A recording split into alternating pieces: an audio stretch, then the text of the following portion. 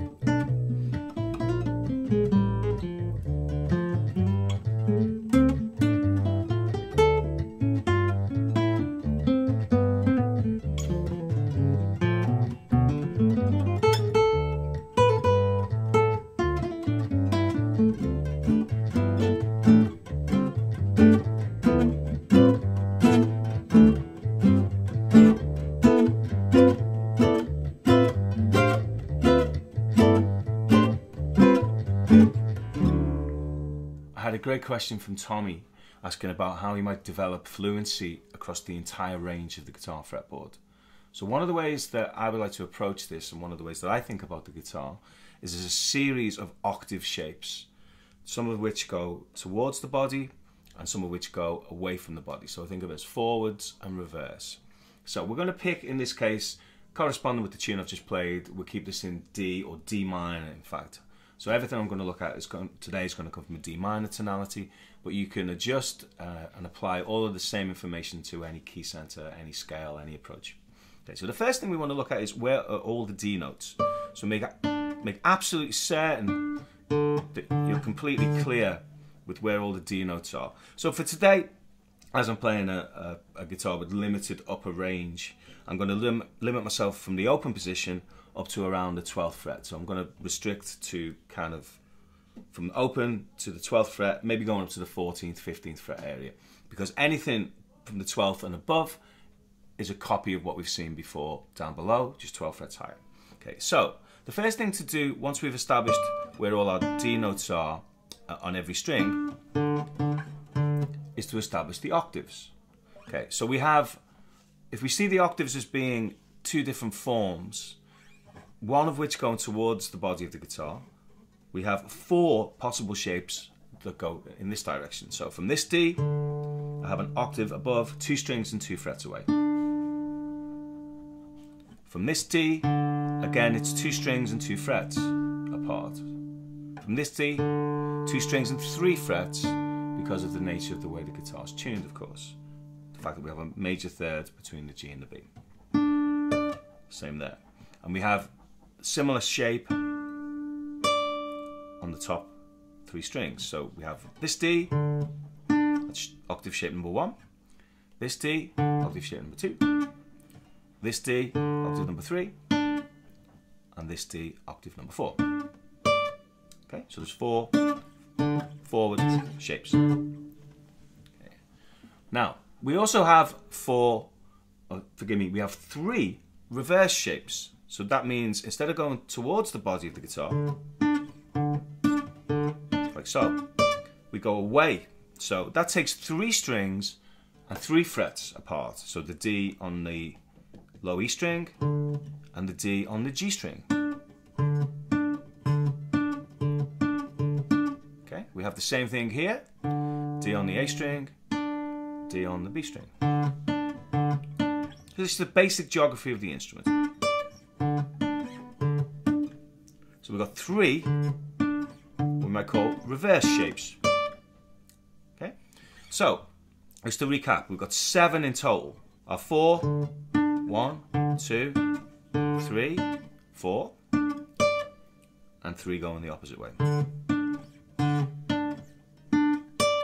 Okay, now this forms a kind of grid, if you like, which is the basis of the cage system, which takes up 5 zones or 5 different areas. It's one of the reasons why we have dots on the edge of the guitar neck dividing the neck into 5. So that would be like as follows. Zone 1 between the open string and the 3rd fret. Okay. The next one we see is between the 5th and the 3rd fret. Zone 2. Okay. Area 3 between the 5th and 7th. Area 4 is a double octave.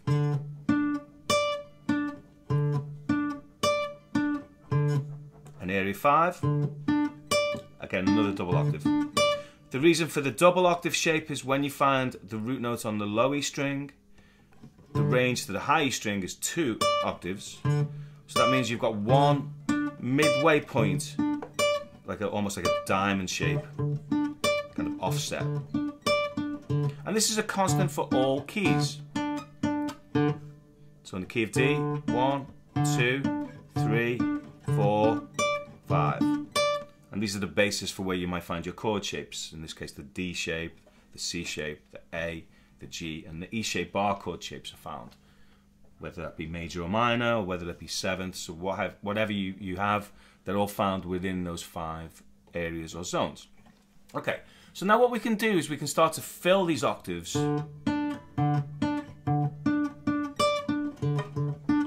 with information. So I'm going to use the Dorian mode. So that's this sound.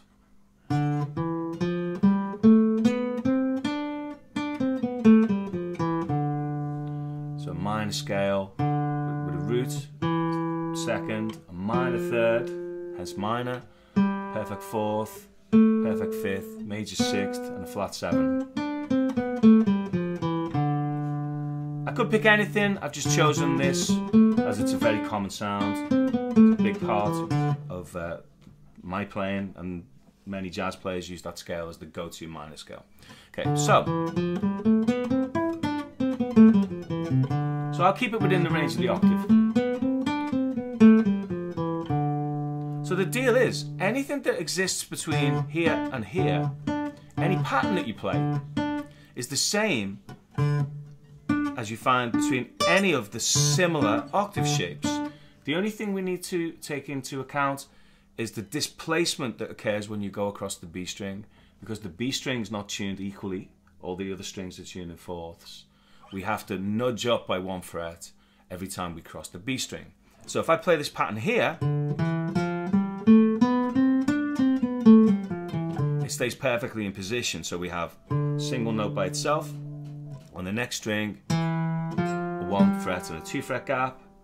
We cross the string, we have a 2 fret gap and a 1 fret gap, then a single note. That's exactly the same pattern. Although you'll notice here we nudge up 1 fret to finish that pattern off. So whatever I play,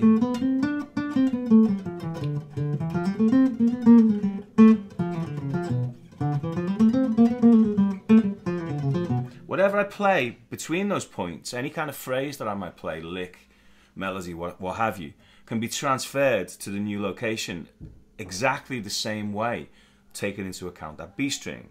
So whatever I find here, I can find here, and I can find here.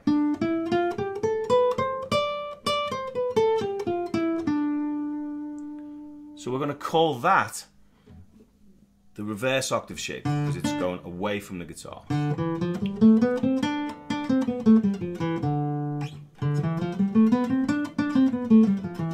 the same thing here. Sometimes it feels like a different shape because of where it crosses the B string, but trust me, it's the same intervals, the same patterns, the same finger shapes, the same melodies, everything's the same. Okay, so that's the reverse shape. Let's take a look at the forward shapes now. So they are these four. Okay, so the same deal again. So I'm going to play a 1 octave Dorian mode. This time the pattern's slightly different because it's going towards the body of the guitar. We've got a tone step, a semitone, and then there's a tone step taken care of as a string cross, then another tone step, then another, then a semitone, then a tone. But let's just do this as finger patterns. It's a 2 fret gap and a 1 fret gap, then a tone by itself, then semitone and a tone. So the pattern of 2 and 1, a tone gap, semitone and a tone. So as this particular pattern does not cross the B string, it can be recreated in its entirety in this location. Exactly the same pattern. Nothing changed at all. Okay. Now, as I play the patterns that move across the B string, so in this case, rather than playing open position, if I try and do the same thing here, normally I would go down a fret, I have to go up a fret. So it's the same shape with the B string displaced. Same deal from this D. Now it goes up. So the same idea can be played in 4 locations. 1, D on the A string, D on the D string, and then D on the G string. Okay, now, if we move along the neck now, we see that we've covered quite a lot of ground here with just these two forms. That's a forward shape. Here's a reverse shape. Now a forward shape. Now from this point you've got both. You've got forward or reverse. And likewise the same here. From this point you've got one that goes forwards and then one that goes reverse. So in actual fact these two shapes are like mirror images of each other. So what happens here happens here, and what happens here happens here. And then we're back to where we started. Now if you're wondering about the other edges, like meaning what happens beyond the octave, what happens there is incomplete versions of these forward or reverse shapes. So for example, if I play my D minor here, and you think, okay, what about the top few strings? Well, that's a reverse shape that doesn't make it to the octave, which is the same as.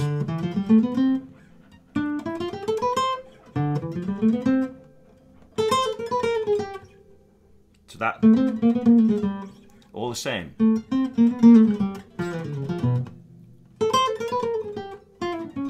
That'd be the same, wouldn't it? Okay, so now we're going to start putting some language into these scale shapes. So what I'm going to do is use an example. First off, I'll do the reverse shape. So here's our. So maybe I'll play a real simple bebop type phrase. Yeah. Maybe I'll do that. Just to keep it neat and tidy. Any of those kind of phrases. Yeah, I'll do that. You can see you can kind of make up your own phrase, but just for the sake of keeping things simple. So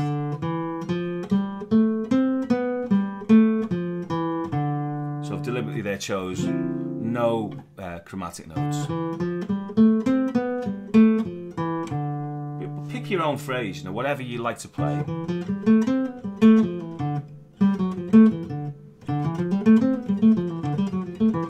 So if I've got that as an idea, I should in principle now be able to transfer that to these other locations. So it could start on the A string. So I've deliberately picked something that begins on the root here as well for simplicity. Could start on the E string, or could start, in this instance, if we want to use the complete shapes, could start on the D string. We could even start it here on the G string, even though our scale shape doesn't finish, but we don't need, we didn't go as far as that. I couldn't transfer that shape there because I don't have the high note, but I have enough range to transfer that reverse pattern.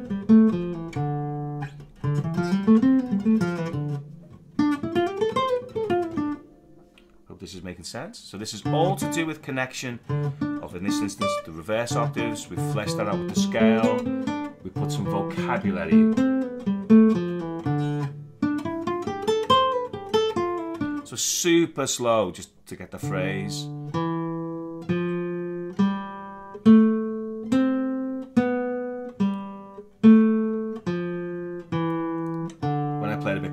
Some pull-offs there as well, but you do whatever you want really. The phrase is just one example of what could be many. Okay, so then if we look at a phrase that connects the forward shape up, we could do something like that, yeah.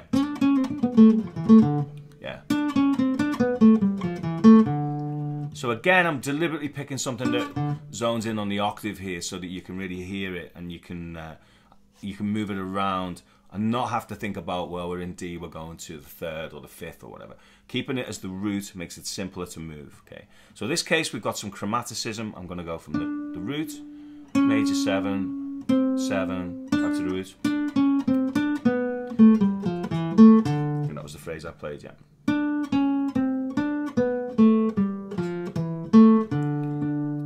point of that is that it outlines the octave. Okay, so now I should in principle have 4 locations for that, should I not? Given that I've got 4 different octave shapes. Or maybe I might transfer that one to there. Okay, so here's number 1. I can find that here. I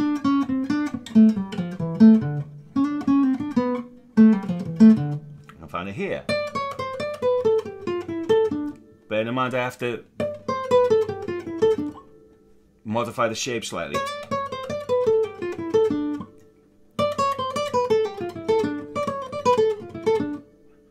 Making sense? So the same idea, string 1, string 2, string 3, string 4. Okay, so little recap, our D octaves.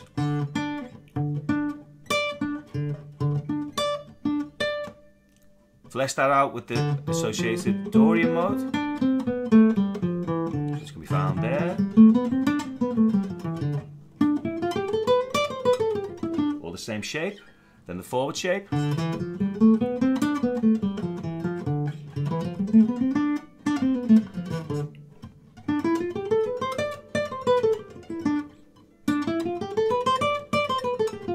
And then a phrase.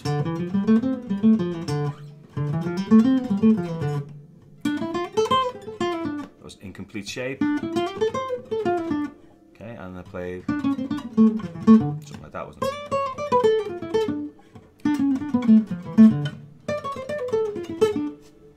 Hope this is making sense. Our next development here, and the last thing we're going to do with these ideas today, is to see how we can use these shapes now to find all keys in one area. So let's restrict ourselves to a limited range of the guitar, say between the 4th or 5th fret, up to a maximum of around, say, the 8th or 9th fret area. So we started in D, and there's our D octave. So a 4th away from D is G. And a 4th away from G is C. There's our C octaves. 4th away from C is F. And on it goes. B flat. Always upper 4th. E flat. And there's our octave. A flat. D flat or C sharp. Then we have G flat or F sharp. Now we could go here or here, and that fits in within our range. Next one's B, or some choices there. Then E, then A, then we're back to D again. So let's just do this now unbroken. I'll just call them out in time.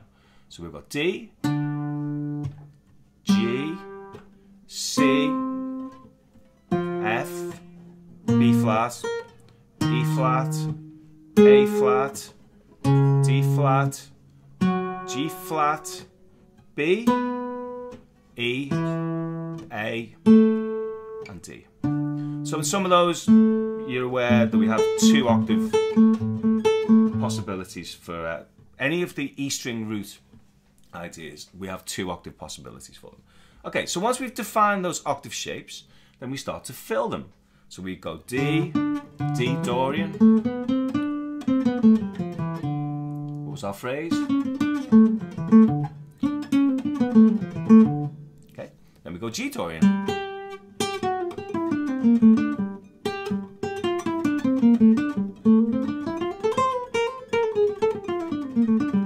Okay, then we go C Dorian. Something like that, wasn't it? Because we've got 2 shapes there available to us. Yeah. Then the next one's F. Same phrase. Then B flat. Again, we've got 2 choices. Then E flat. Then A flat. Or there's just a scale. Next one's D flat.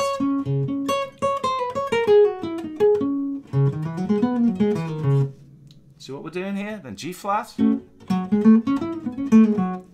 B, or then almost round the, we're almost going around the cycle now, then E. There's our octave, there's our scale. And finally, A.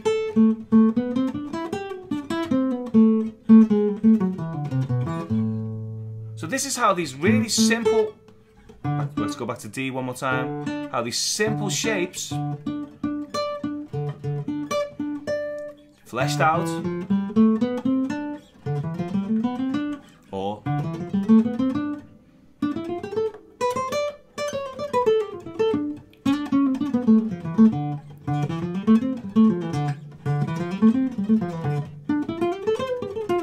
so on, allow us to play through chord changes, because we can see everything, every possible key, although albeit in this study we've limited ourselves to Dorian mode, but we can use exactly the same idea for any sound.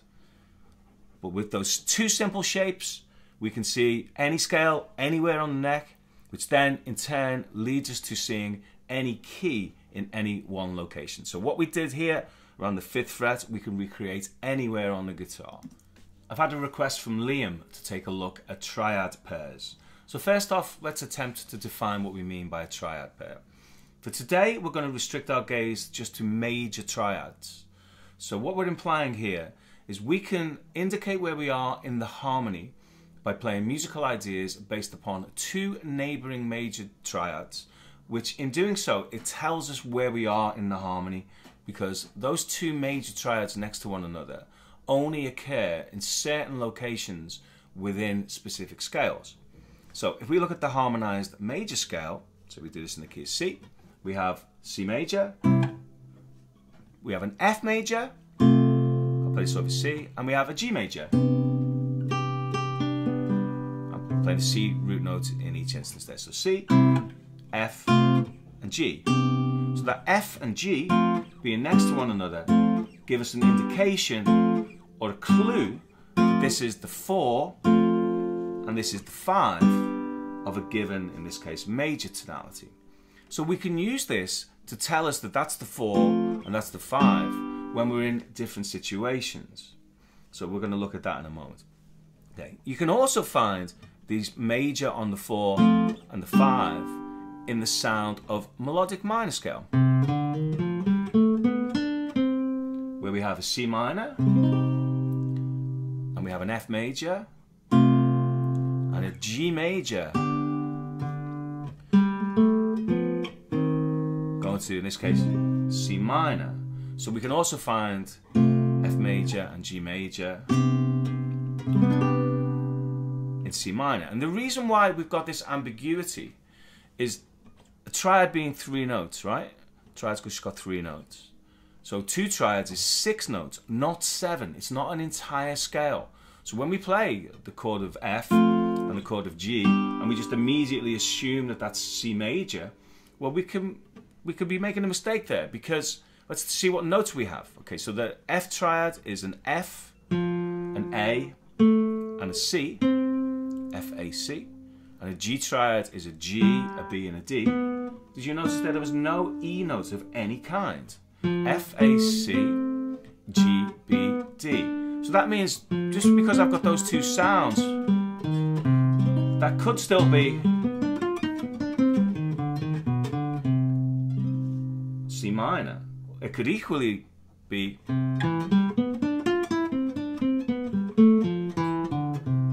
C major. So we have to be a little bit careful when we see an F chord and a G chord to immediately jump on the presumption that that's a C major. That could not necessarily be the correct answer there. We have to maybe look and see what else is happening in the harmony before we can decide, are we talking about the major scale here, or are we talking about the melodic minor scale?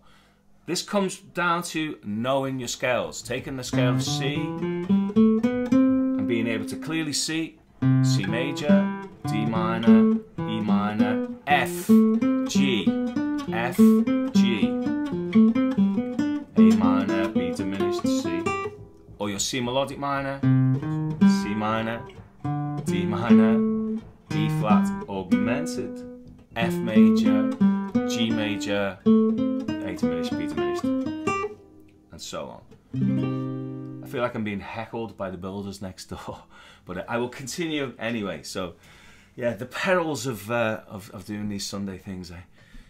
Let's continue with a contextualized musical example so you can hear what these things will sound like. So I'm going to imply here an F triad and a G triad in the same phrase. There's F, here's G, then I'm going to come down F, down G,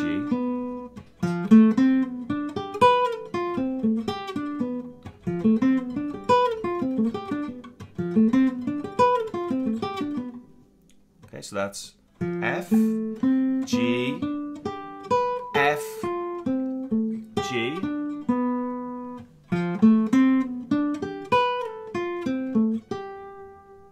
Okay, so that's implying F and G. There's a different but similar one with a root on the E string. I want to have some choices here to have a root on the E string. So that's a root on the A. Okay, here's a similar idea with the root on the E.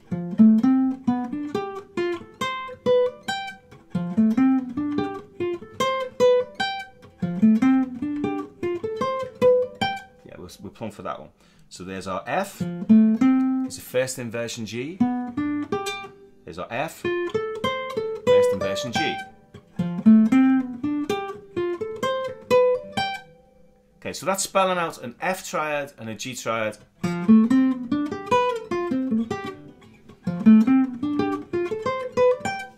a G triad. Okay, now what we can start doing with these things is implying them over chords, so we can substitute them or juxtapose them, probably a better way of thinking about it, or superimpose them might even be a better way, against various harmonic events. So for example, if I'm playing D Dorian, which was the main thrust of the first subject, if I think D Dorian, okay, so D Dorian comes from the key of C major. What are the two triads that you find in C major? Well, F and G. So if I play my F and G triads, that's 6 of the 7 notes of D Dorian, but in a way that doesn't sound like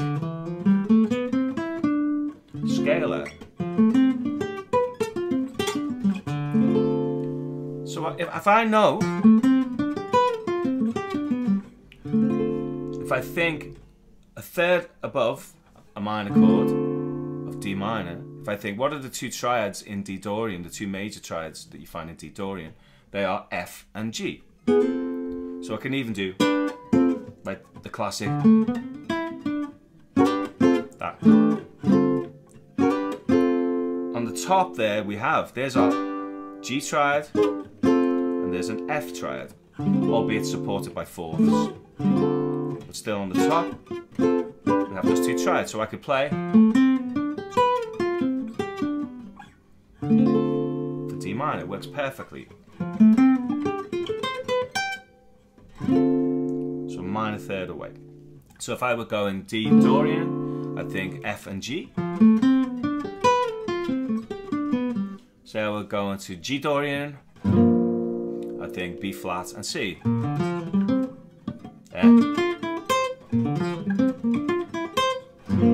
So B flat Dorian, I think D flat and E flat.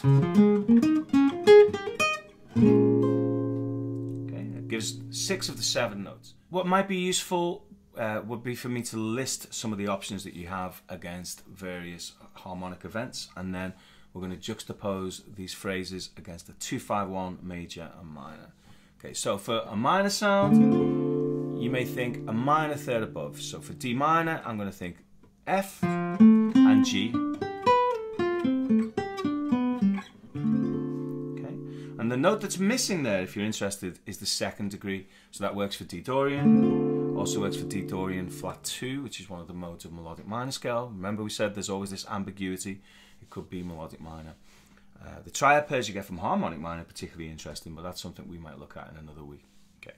So if we were thinking of a dominant 7th chord, however, so I was thinking of D7 or D major, say, I have a couple of interesting triad pair options. I have the ability to play D and C, like the tequila changes, you know. So that would give us,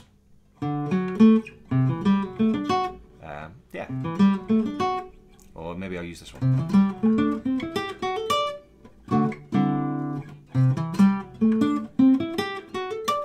C and D. So pick whichever one is going to fit.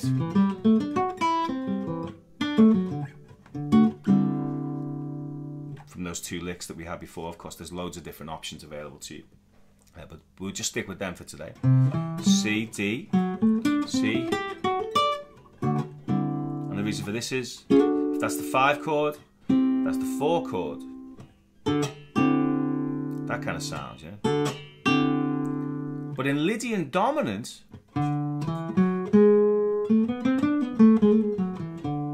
I have the option to go D and E. Now you might consider that to be like Lydian major scale. Once again, that's only 6 notes, not 7. That's why it can go both ways. So the note that's not played here, if I play a D triad and an E triad, there's no major 7 or flat 7 in there. You will not find any evidence in a D triad and an E triad of either C natural or C sharp. And that's what we need to know whether this is Lydian or whether it's mixed Lydian. So for dominant 7s, we have these 3 choices effectively. If I play D7, I could play a D triad and a C triad, or a D and an E. Mike Stern plays around with that one where he might go for D.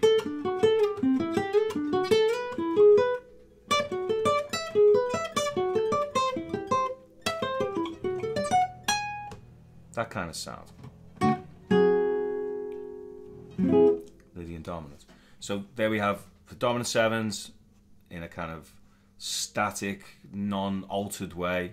We have C and D, or D and E.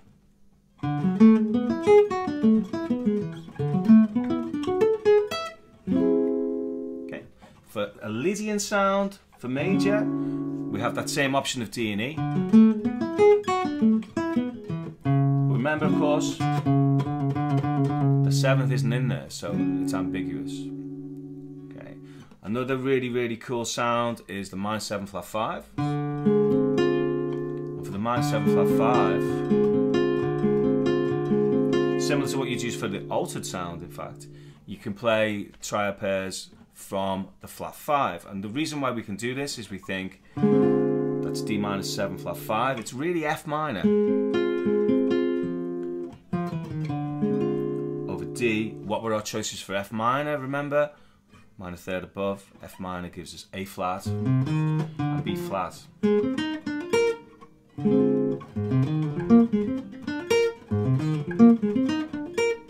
That kind of thing. Okay. Now for an altered dominant, say we do coming from melodic minor,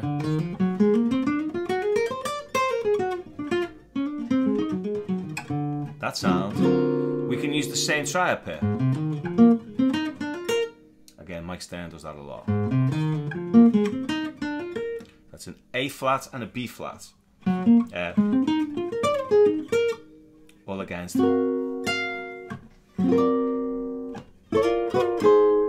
those kind of things that Borelli Legrand does, you know. You may even use that as a chord shape, you know, where you might play a D and then think about playing like this. As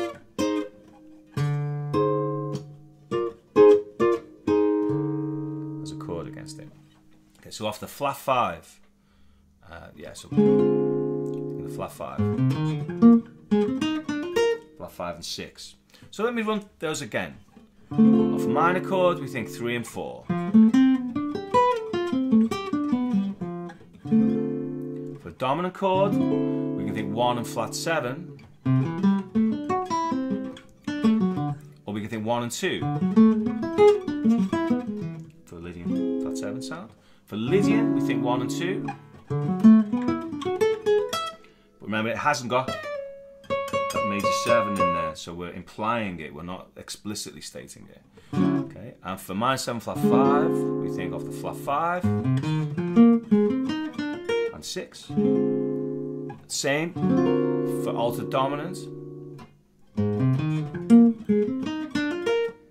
In fact, if you know anything about super Locrian scale, if you actually spell that out triadically, by going what's the root, the 3rd, and the 5th, or the root, 3rd, 5th, and 7th of that scale, interestingly, what you get is a minor 7 flat 5. That's what you actually get. What we end up doing is we repurpose that scale because we go 1, 2, 3, 4. The 4 sounds like a major 3rd, something we've covered in depth before. Once again, if this is something that you'd like me to discuss again, just shout out and I'll cover this in greater detail. But just for now, let's just work on the principle that for altered dominant, we can play flat 5 and flat 6 against. Okay. Now, what I'm going to do now is I'm going to apply this to a 2-5-1. So if I go E minor to A altered to D, 2-5-1 major, E minor, A7, D. Okay. My triad pairs will be as follows. For E, I'll go G and A. E minor, that is.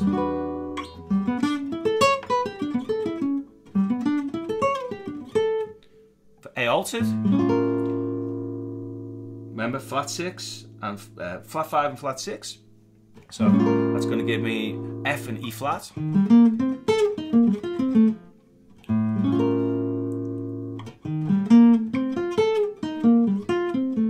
then for D, D and E.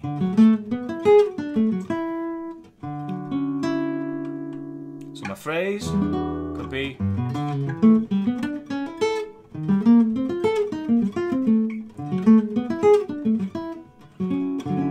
E minor,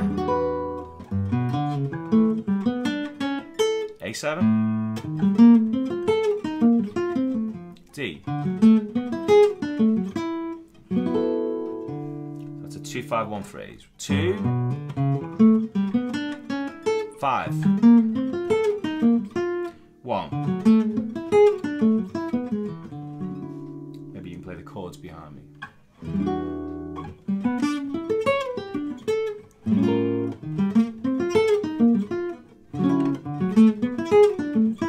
I'm specifically sticking to those two phrases, by the way, on purpose, just to show you how these things work. In the reality of a musical performance, I'd improvise them, change the order of the notes, play around with them a little, but hopefully this is making sense. Okay, now let's do the same thing for 2-5-1 minor. So in a way, we're going to treat the 2 and the 5 in the same way, off the flat 5 and the flat 6, but as they're in different tonalities, it gives us different options. So because we've got an E minor 7 flat 5, that's going to be off the flat 5 and flat 6, yeah, B flat and C. Then our A altered is the same as we had before. And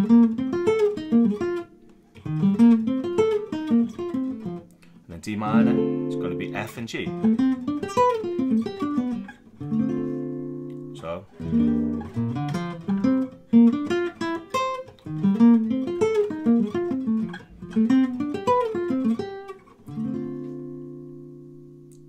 let me run that super slow. So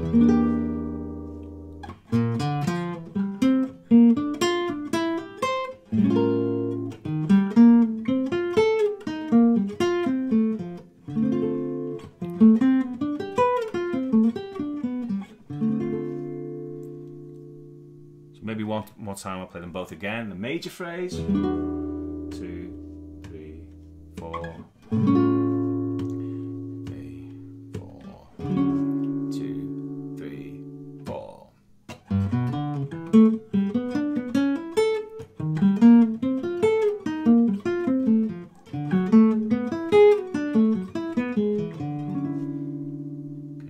Phrase, same altered chord for both, and then 3, 4,